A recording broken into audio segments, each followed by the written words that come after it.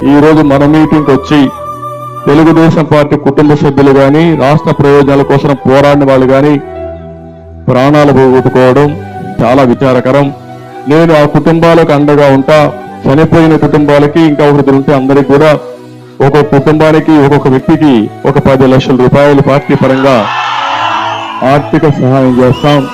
వాళ్ళ ఇంట్లో ఎవరైనా పిల్లలుంటే ఎన్టీఆర్ మెమోరియల్ ట్రస్ట్ ద్వారా చదివించే బాధ్యత కూడా పార్టీ తీసుకుంటుందని చెప్పి మీ అందరికీ తెలియజేసుకుంటూ మనమందరం కూడా ఒక 2 నిమిషాలు మౌనం పాటించి వారి ఆత్మకు శాంతి కలగాలని భగవంతుని ప్రార్థిస్తూ కుటుంబ సభ్యులకి మీ ప్రగాఢ సానుభూతి తెలియజేయాల్సి కోరుతూ అందరూ కూడా 2 నిమిషాలు మౌనం పాటించి